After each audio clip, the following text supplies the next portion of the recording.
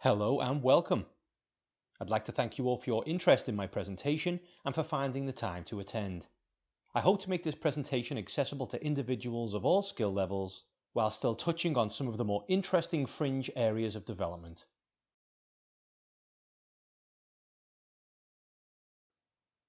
Let me provide a little context by giving you insight into some of my experience, which does extend beyond creating self-promoting themed videos. I got my degrees in game production and virtual reality design with animation in the UK before working as a game tester, lecturer, then a 3D artist for Rebellion Games. At Rebellion, I advanced to level lead, working for a range of publishers on some high-profile franchises such as Call of Duty, Driver, and Aliens vs Predator. Leaving the industry, I moved into education, working with universities in the UK, Australia, and for these last 7 years in the US. I am currently a professor of computer animation and game development at California State University, and I'm engaging in my PhD in Transmedia narrative development, which will utilize many of the tools mentioned here and more for the creation of unique, connected narrative experiences.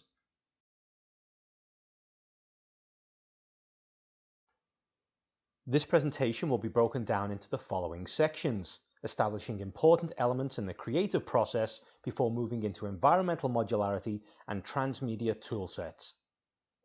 We will bring the presentation to a close by exploring the direction that current research and development anticipates these concepts to evolve for future interactive entertainment products.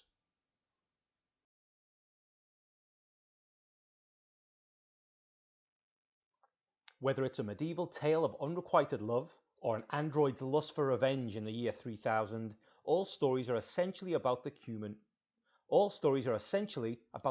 condition. Since stories were created and recorded, they detailed the trials and tribulations of humanity and were used to bring meaning to the greatest questions of life and existence in a world full of unknowns. These stories can be found in desperate civilizations that have no connections.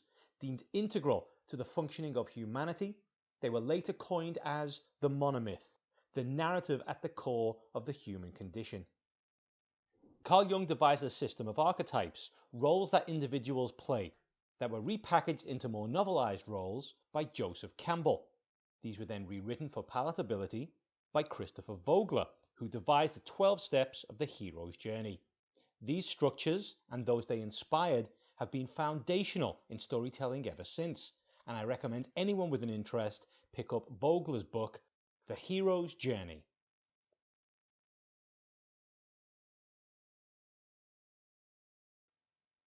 There are different approaches to the realization of a story world.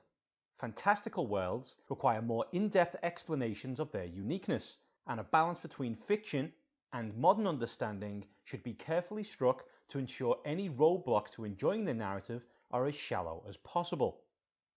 The first of two major approaches is Tolkien's bottom-up technique. Here, the world builder develops a deeply realistic world with layers of society, culture, history, and geography to map a world's progression, complete with their cultural evolutions and unique idiosyncrasies and colloquialisms that lead to subtle narrative gold.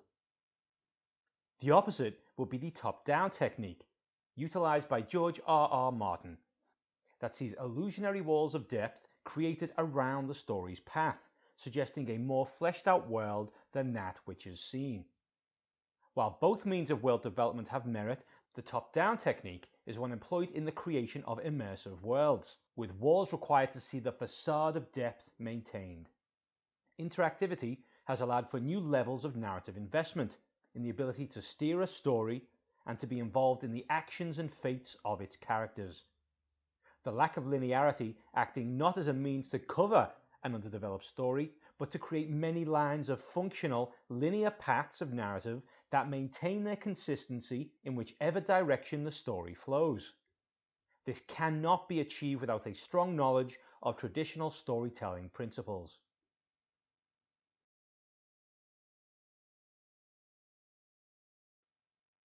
This process requires a strong understanding of the world and its characters, utilizing the different states of interactive decisions like contained, branching, accumulative, and others to allow a mapping of these paths to formulate the illusion of freedom within the actually tight confines of the design.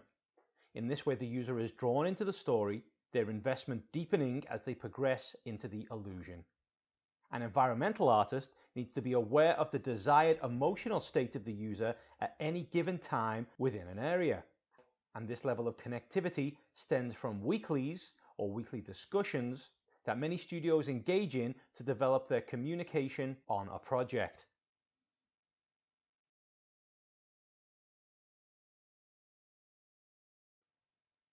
Within a well-crafted story, these layers of action and reaction lead to compelling play, which can grow with the weight of their decisions through narrative dilemmas. Such actions create a plethora of potential outcomes.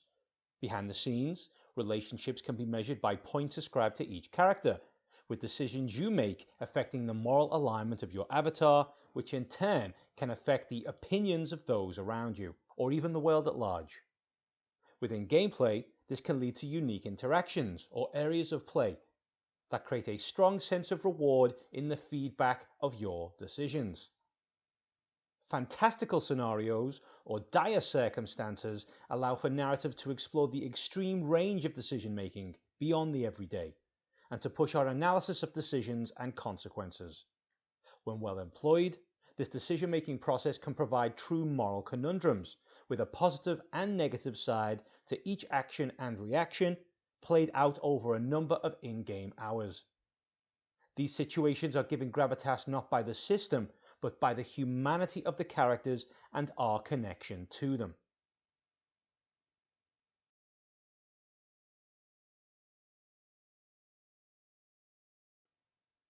An understanding of what affects the player's psychology, creating contained decisions, and crafting memorable conundrums such as charity or wealth, love or success, are vital to ensuring the best possible sense of non-linear immersion is created without endless paths of decision checks and balances. The more decisions, the more production is required. Better games allow the spectrum of decisions to go beyond good and evil. Actions can be counted in the background to ensure unbiased decision making based on the user's gut judgment, as opposed to when a user picks a theme of play and sticks to its color and alignment path, removing themselves from the moral decision making process.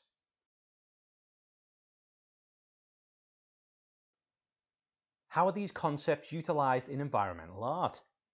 I worked as a level lead artist, which means the creation of spaces and collections of spaces through which the user would move to achieve their goals. The goals of the environment were based on a number of factors: to create a specific emotion such as fear, tension, or calm, to support the gameplay goals of the space, to move a user through an area, or to direct attention to achieve specific narrative goals within an area. This was done through 3D production of models, the creation of texture sets, and the utilization of lighting and atmospheric VFX. To create a space with fidelity, an artist must understand its truth and the journey the space has been on through its history. This is best understood through a range of common questions, such as what was the space built for, what was it used for, and how was it maintained. This helps us understand the bones of the structure, but beyond the construction itself, the human factor must be considered when creating a simulated sense of life within a virtual space.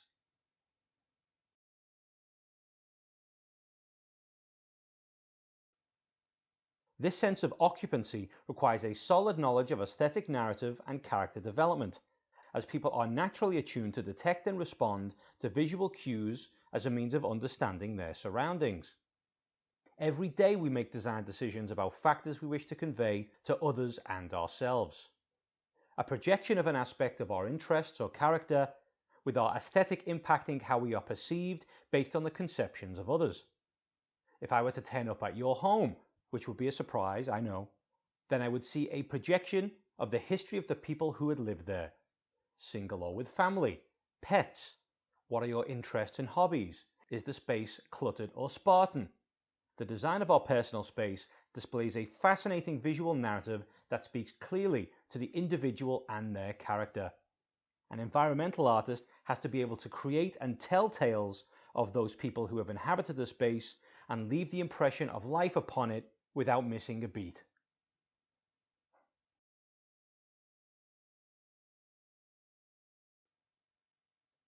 The artist must understand the story of the space, and this projection of life can often cross into what's known as micro-stories. These micro-stories consist of different objects arranged so as to suggest a small, unique story of the location or its inhabitants. Game types now allowing for users to explore an increasing amount of side areas, with the potential for these micro-stories detailing these makeshift characters seeing a new high of implementation within interactive environments. These tales, often conveyed through purely visual means, can span multiple locations, charting the journeys of different characters and spaces.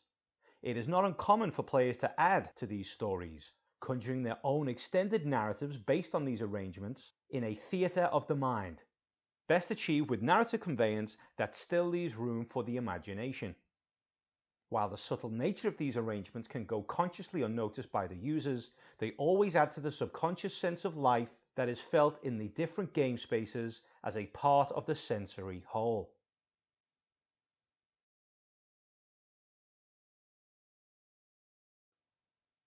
An artistic eye, an understanding of the world around us, is vital to creating a virtual world with a sense of fidelity. An understanding of the tools that they will utilize in a technical production follows, but without a physical understanding of the world, the technical aspects are rudderless, and will see time wasted in a drawn-out, iterative process of production rather than a more concise process. For example, the addition of a body of water to a space brings growth such as moss or mold to the surrounding area, but also moisture, which will be seen across the different materials in the area, which will be slick and shine under the light. Material setups that utilize a range of textures to achieve realistic effects are known as physically based rendering materials, or PBRs. Here, artists manage real-world attributes through textures and parameters, often with the assistance of procedural tools such as algorithmic substance softwares. The final results are able to recreate different real-world properties for a consistent aesthetic.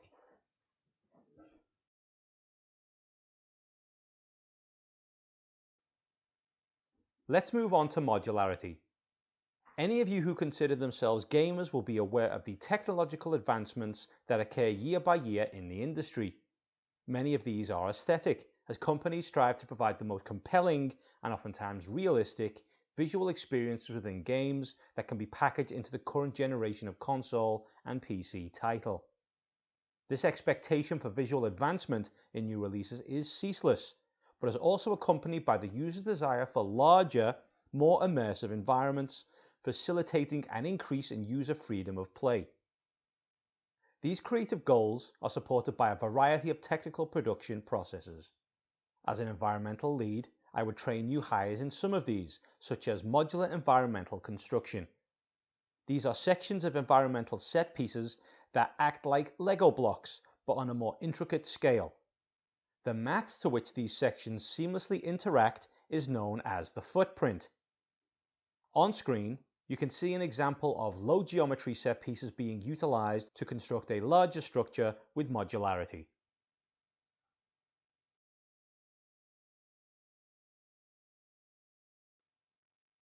Game development houses tend to favor the creation of proprietary video game engines, programmed from the ground up by an in-house team. This approach leads to developers in a constant state of hustle to ensure their engine remains competitive with the functionality of other commercial engines. The benefit is the flexibility that it allows for the tailoring of tools to directly suit the needs of a project. This often leads to conceptual innovations that are copied and rolled out later by other consumer engines. Such tools have improved the ease with which modular environments have been created, with ongoing work to see the process further streamlined, making modular utilization an increasingly accessible system for designers, as well as for the artists who construct them. Modular elements can be seen here, manipulated in real time, extended and expanded freely in all directions. These tools, seen utilizing modular elements built to the footprint, can be utilized to work beyond the mathematical borders of the footprint, creating shapes and forms on a purely creative, aesthetic basis. In this way, Modular systems are moving towards the liberation of their application beyond the innate confines of the process.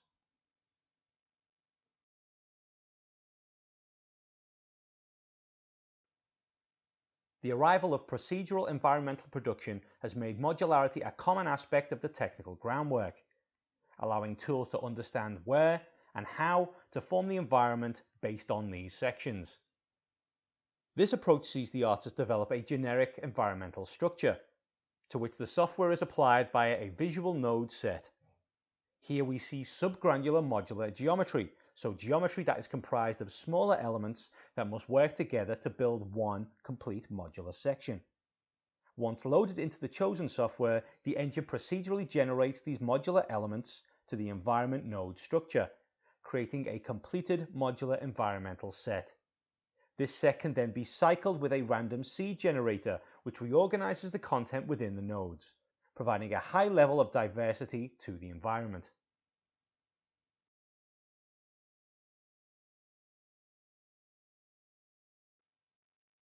Procedural environments are primarily aimed at video game environments, seen on screen or in VR.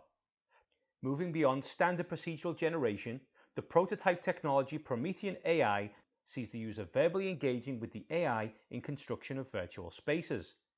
Asset libraries still require production and categorization, but the ease with which new spaces can be created is staggering.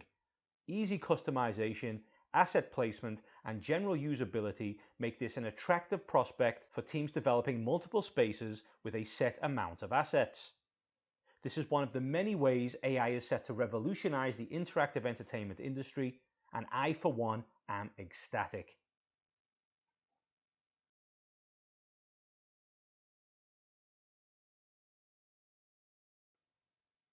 Teams have been working to develop AI that will do an increasing amount of heavy lifting in virtual spaces. Utilizing deep networks over video rendering, this AI is able to create fantastic representations of a fictional city based on simple video footage. With direction, the AI separated out structures, vehicles, and people and created a simulation of a virtual world. Used in tandem with the Unreal Engine 4, users were able to interact with these virtual spaces in real time. The increasing functionality of AI to develop new content opens up exciting future possibilities for development teams, with each advance allowing for a smaller and smaller team to develop the games that they most desire. Now, let's move on to the recession-proof, pandemic-proof field of video game development.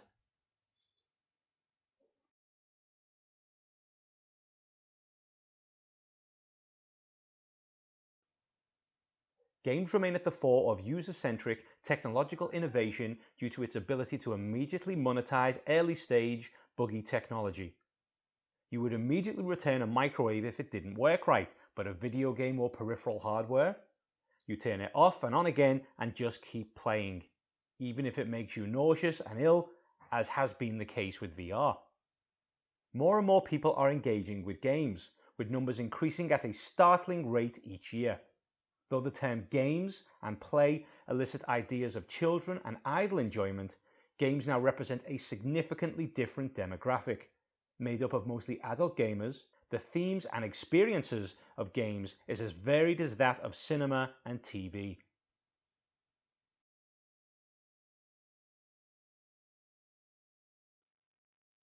A game engine is just a real-time interactive engine and can be used for any experience that you can imagine.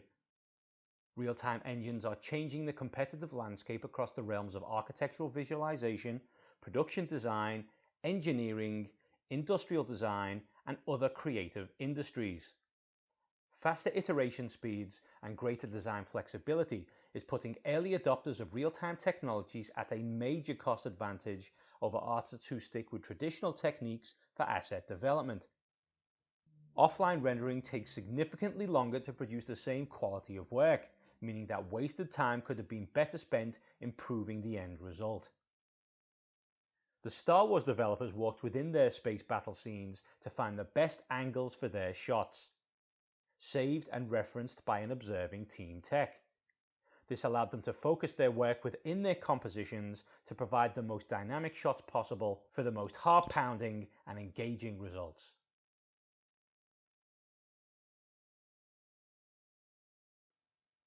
When developing a game, designers decide upon the fundamental aspects of interaction, devising the themes of play, and creating a timeline of pacing and emotional goals throughout the journey of play.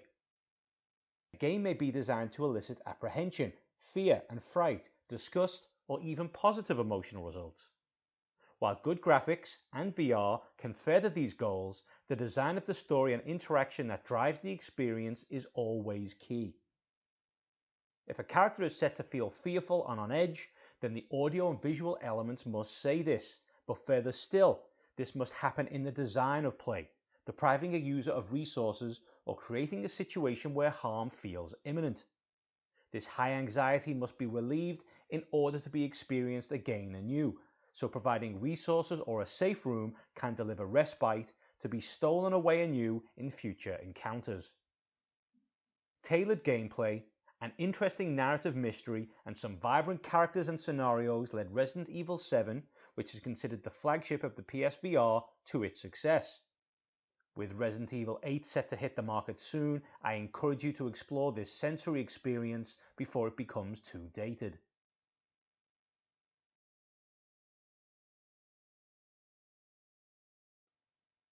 Immersive films have grown from strength to strength over these past few years, starting with early scenes like the fantastic little film Henry, where you attend a cartoon hedgehog's birthday, to more mature features such as documentaries, films, and animations. A desire to utilize the tools has given way to a desire to tell specific stories with the tools, with high-fidelity products providing captivating experiences in a variety of styles.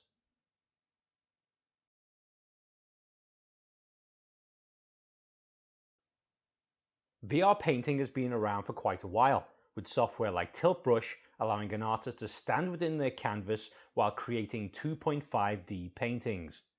With applications like Quill, the process has developed into the ability to animate in VR, with content created, modified, and animated completely within the virtual reality headset. It utilizes a 2D approach to 3D animation with bountiful potential for unique virtual storytelling. Much like the Star Wars team choosing compositions within their space battles, developers standing within their virtual spaces can open up new, creative avenues and perspectives for the storyteller, with some amazing results already being seen.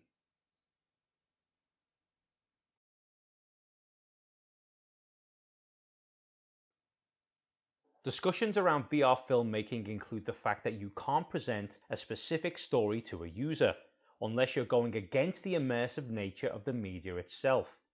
So a true VR film should be considered an experience that the user has engaged with.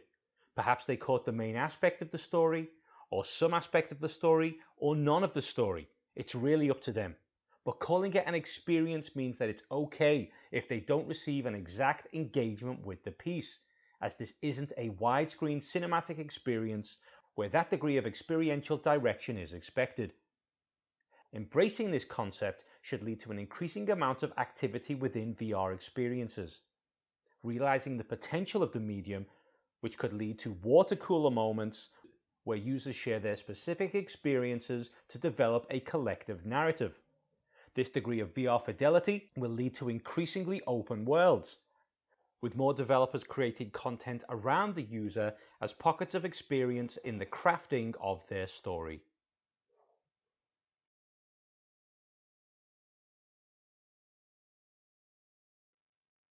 Let's finish up by looking at augmented reality. As a transmedia artist, I've experimented with AR development in advance of more significant study for my ongoing PhD research. AR will remain, at least for the next 3 to 5 years, in what could be called its awkward phase, while the technology and AI catch up with consumer expectation. Image recognition and AI are the bottlenecks, as a current system struggles to understand and interpret the world of the viewer through all angles and lighting variations without visual dropout. This goal is reliant not only on the development of AR AI, but on the advancement of other fields parallel to augmented reality. Two such areas are virtual computing and the dream of a consistent, high-speed internet. Virtual computing sees all processes taking place in another location, leaving a relatively unintrusive interface to receive and utilize the processing power streamed right to your eyes.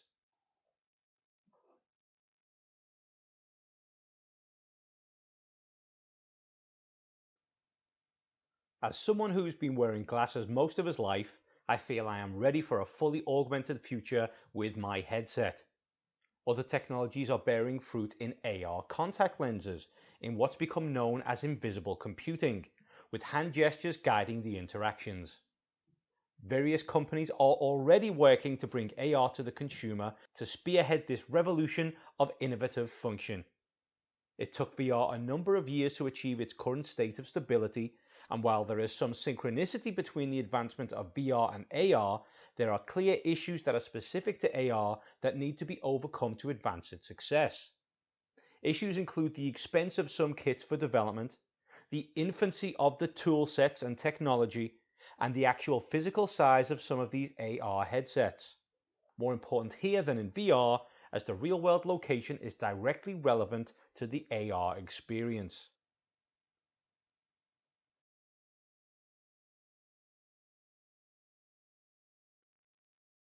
Zuckerberg and the Oculus team are developing augmented reality to follow the smartphone development and release model. Like others, they foresee the technology having a profound impact on the world.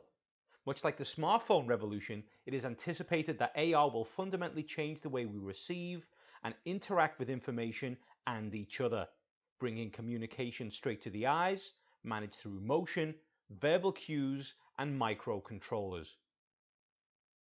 Augmented reality can, even at this juncture, create fully immersive experiences before the eyes of the user.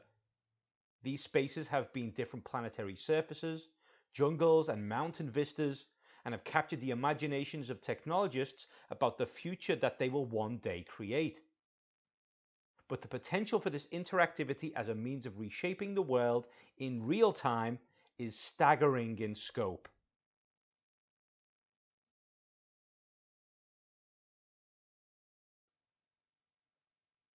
New tools will continue to change the way artists will create their experiences, providing AI support or innovative interfaces to realize deeper visions of engagement and storytelling. Whatever technologies may come, the core of the creator's goal remains the same. Animations and stories are all expressions of an artist's desire to communicate something to the world, to create an experience that users passively or actively engage with, that will take them on a journey into your own unique world, down the rabbit hole of the human condition. Whatever comes next, it will be a long time before the artist is removed from the driver's seat of these experiences, but they have to remain open and engage with the future that is fast approaching. That is the end of my presentation. Thank you very much for your time. I would now like to open the forum to questions.